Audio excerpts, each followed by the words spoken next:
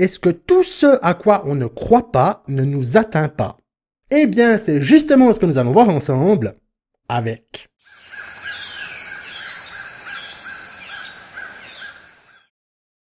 Hey les fans de ciné, ici Critiqueur. C'est vraiment génial de vous retrouver. Moi, à chaque fois, ça me fait plaisir parce qu'on passe toujours de bons moments ensemble. Dans cette vidéo, je voulais vous parler d'un film que j'aime énormément et qui est, me semble-t-il, assez peu connu.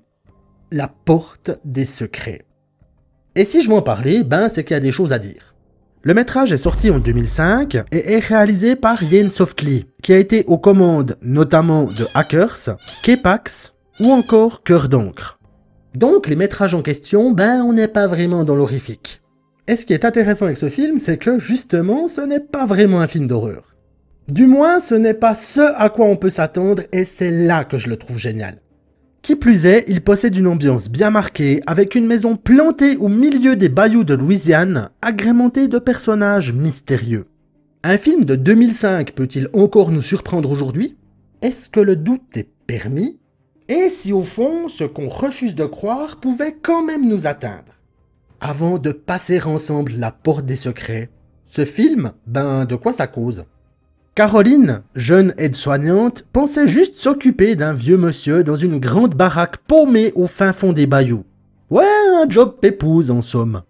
C'était sans compter sur l'épouse de monsieur, Violette, mystérieuse et au franc-parler dévastateur, ainsi que sur toutes ces portes fermées dans la bâtisse.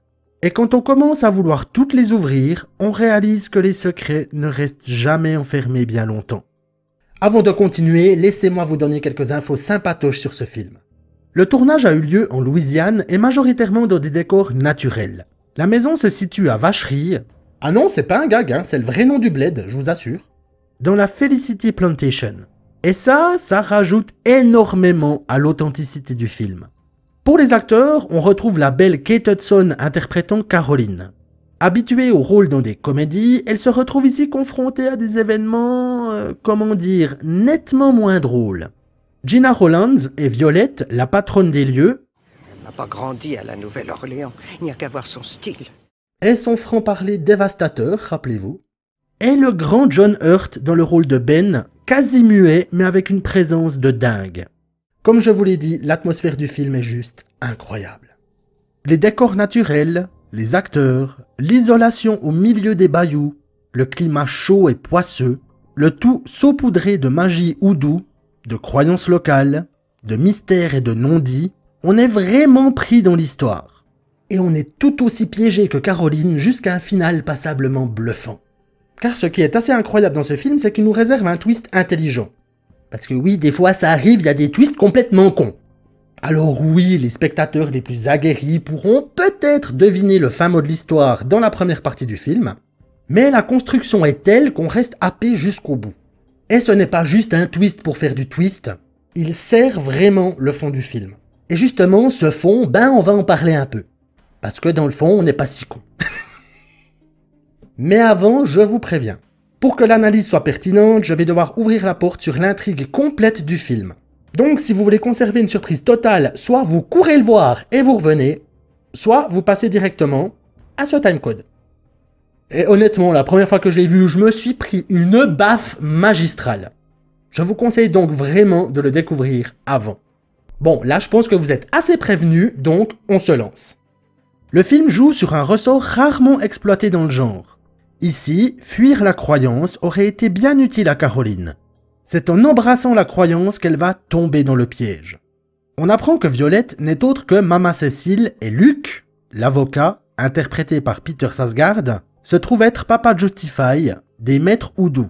Ils ont trouvé le moyen de devenir immortels en se transférant dans un nouveau corps, ce qu'ils font la première fois avec les enfants de leur patron tyrannique. Et ça finit très mal pour l'esprit des enfants piégés dans les anciens corps de Papa Justify et Mama Cécile. Puis ils font le même procédé avec Violette et Ben. Seulement pour que cela fonctionne sur quelqu'un, il doit croire en la magie houdou, permettant alors au rituel de fonctionner. À partir de là, tout se joue sur la psychologie pour affaiblir le scepticisme de Caroline. D'abord rationnel, on lui présente de plus en plus de situations et de preuves que la magie pourrait bien, peut-être, potentiellement, exister. Elle en vient alors à vouloir en apprendre plus sur le houdou et veut protéger Ben à grands coups de sort. Ben là, on peut dire qu'elle commence gentiment à y croire, hein. Et le plus fou, c'est que nous, spectateurs, nous vivons exactement le même schéma subi par Caroline. On se rend gentiment compte que la magie peut être une solution et on tombe également dans le piège. Ce qui est aussi fort, c'est que le piège en question est à 100% psychologique. Y a pas un démon qui débarque ou un effet ta gueule c'est magique qui vient tout faire basculer. C'est Caroline qui, croyant devoir se défendre contre la magie, ouvre elle-même la porte au mal. La porte au mal, la porte des secrets, vous l'avez ? Non, faites ça chier. Et perso, c'est là que je trouve ce film incroyable. Le twist ne repose pas sur un retournement de situation, il se repose sur un retournement de croyance. Et ça, c'est quand même assez rare dans le genre pour être flippant. Au final, là, ce n'est pas un monstre qui piège Caroline.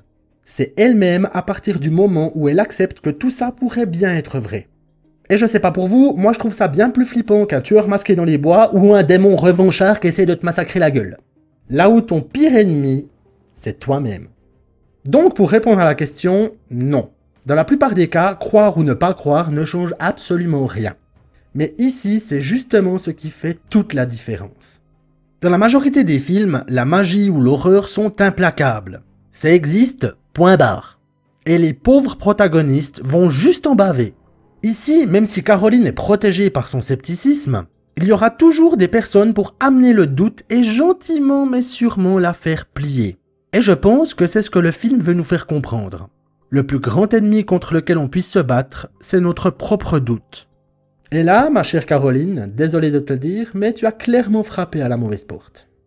Et voilà, fans de ciné, c'est tout pour ce film. Honnêtement, regardez-le, même si vous avez craqué et découvert le twist final dans cette vidéo, ça vaut quand même la peine. L'ambiance est géniale et c'est un des rares films que je regarde quelques fois par année juste pour me replonger dedans. Et si vous l'avez vu, ben n'hésitez pas à me dire en commentaire ce que vous en avez pensé. Et tant que vous y êtes, vous pouvez aussi me laisser un bon vieux pouce bleu, partager, vous abonner, ça aide grandement la chaîne, et ça fait toujours plaisir. C'était Critiqueur en direct de votre écran. Prenez soin de vous, à très bientôt pour une nouvelle vidéo, et bien entendu, bon visionnage. Clac! Porte des secrets, on ferme.